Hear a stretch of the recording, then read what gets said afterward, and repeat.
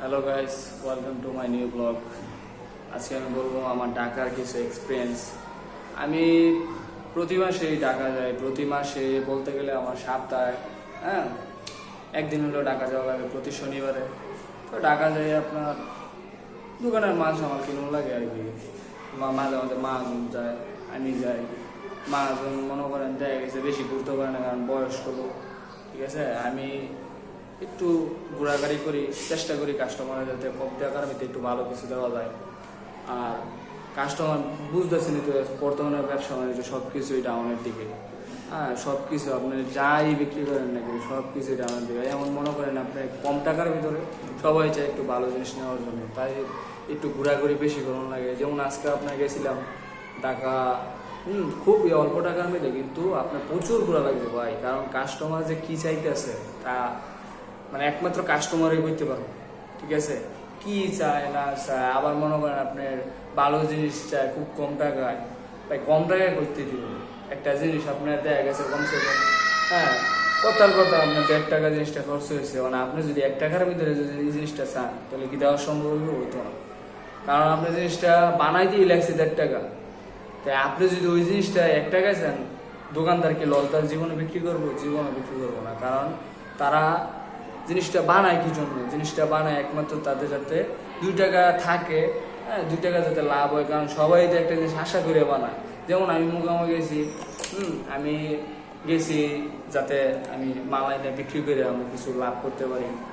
কারণ দেখা গেছে মাহাজন আমার বয় থেকে টাকা দিব না, কারণ আমার মাহাজন দেখা গেছে মাহাজন বিক্রি করতে পারলে বিক্রি থেকে মাহাজনেরও লাভ রাখবো। তারপরে সব কিছুই খরচপাতি দিয়ে পরে আমারও যাতে আমার বেতন দিব।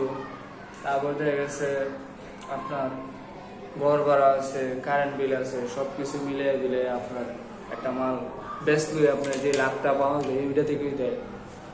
আর মুখ কাম কিন্তু সবচেয়ে কঠিন একটা জিনিস, ঠিক আছে। আপনি বেচতে পারেন, ঠিক আছে, তারপরে কোনো সমস্যা নেই। বেচতে পারেন তারপরে আপনার কোনো সমস্যা নেই, কিন্তু আপনি যদি মুখ কাম না পারলে ভাই আপনি কোনো কিছুই পারেন না। মুখ কামটা হয়েছে মেন। আপনি একটা দোকান চালাবেন, সেলসম্যান যদি আপনার খারাপ হয়, আপনি নিজে যদি জানা থাকে, আপনি দেখা গেছে কথার কথা আপনি এক দাম যদি লাগাই দেন, মুলামুলি করলাম না কাস্টমার এমনি, কিন্তু আপনি যদি মুখ কাম না জানেন কোন জিনিসটা পাওয়া যায়, তাহলে আপনি কোনো মনে করেন দেখা গেছে ব্যবসায় লাভ করতে পারবেন না। কারণ একটা জিনিসের ধারণা থাকতে হবে কোন জিনিসটা কোন জায়গায় কমে পাওয়া যাইব। সব জায়গায় তো একরকমের দাম না, দেখবেন আপনি ঢাকাতে একরকমের দাম, আবার একটু দূরের সাইডে যাবেন যেমন উত্তরবঙ্গ, ওইদিকে একরকমের দাম। কারণ এটা ভাই মানে যে যতটুকু লাভ করতে পারে কি। আর আপনি যদি মুকামের আইডিয়া ভালো থাকে তাহলে আপনার দেখা গেছে ব্যবসা করে স্বাবলম্বী হবো। আবার আর মুকাম কিন্তু ভাই প্রচুর আড়া লাগে, প্রচুর। দেখা গেছে আপনার মুকামে যাবেন, আপনি সপ্তাহখানিক যেরকম আনেন মুখামুখি আপনার 2 ঘন্টা এর থেকে বেশি আরো নয়। কারণ আপনার দেখা গেছে একটা মাল কিনতে গেলে কতটুকু পরিশ্রম। কারণ আবার আপনার দেখা গেছে যে জিনিসটা আপনি কিন্তু যখন মুখামো যাবেন আপনি একটা আইডিয়া নিয়ে যাবেন, কারণ আপনি যে জিনিসটা লাগবে ওইটাই নিয়ে যাবেন।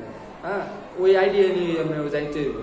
আর নইলে আপনার দেখা গেছে শুধু আপনি যাবেন কোন জায়গায়, যেমন ধরেন কথার কথা এই ঢাকা গুলিস্তান একরকমের মাল পাওয়া যায়, সিটি সেন্টার একরকমের মাল পাওয়া যায়, তারপরে হচ্ছে আপনার বঙ্গবাজার, তো বঙ্গবাজারের সাইডে ফাইডে পাওয়া যায়, কিন্তু বঙ্গবাজার তো এখন পেলে মনে নেই। তো আবার মিরপুর পাওয়া যায়, সব জায়গায় এক রকম জিনিস পাওয়া যায়, কিন্তু সব জিনিস আবার একরকম এক জায়গায় পাওয়া যায় না। যে আপনি চিন্তা ভাবনা করবেন যে আমি ঢাকা যাবো, গুলিস্তান যাবো আমি সব কিনে নেবো, এটা না ভাই। একটা সাইডে একটা জিনিস বিক্রি করে। যেমন আপনার দেখা গেছে শার্ট প্যান্টের জন্য আপনি গুলিস্তান পাবেন, গুলিস্তান বহুত কিছু আছে। তারপর আপনি মিরপুর পাবেন update collection, Mirpur Shah Ali market আছে, আর বিভিন্ন মার্কেট আছে, কলেজ মার্কেট আছে। প্রচুর পরিমাণে আটতে হবে। আপনি যত আটবেন, যত মানে যত জায়গায় যাইবেন, যত দোকানে যাবেন, আর তো আপনার আইডিয়া হইবে। কারণ দেখা গেছে আপনার যদি ঘুরেন, ঘুরলে আপনার জানা হইব জিনিসটা এখন কি, কে কোন রেটে বিক্রি করে তা আপনি বুঝতে পারবেন।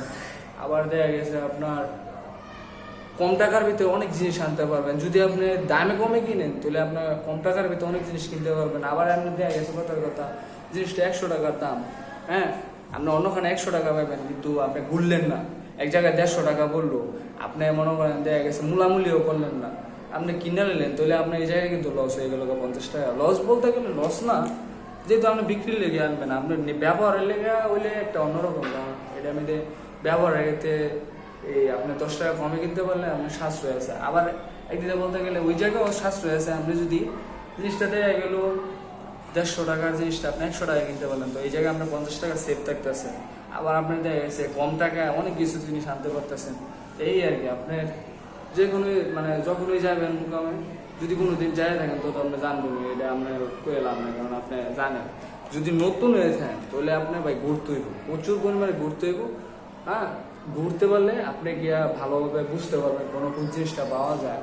আর আপনি যদি দেখা গেছে আগে পরে যায় থাকেন তাহলে তো আপনি জানেনই মুকাম সম্পর্কে, আপনার জানা লাগবে না, কারণ আপনি আগে পরে গেছেন। আর যারা নতুন ভাই, দয়া করে ঘুরে ঘুরে যত ঘুরবেন এত আপনার আইডিয়া হইব। আর যত আইডিয়া হইব এত মনে করেন আপনি বিভিন্ন প্রোডাক্ট কিনতে পারবেন বিভিন্ন জায়গা থেকে। ঠিক আছে, ধন্যবাদ। আবার দেখা হবে নেক্সট কোনো ভিডিওতে। চেষ্টা করবো আপনাদের ভালো কিছু ধারণা দেওয়ার জন্য। ধন্যবাদ।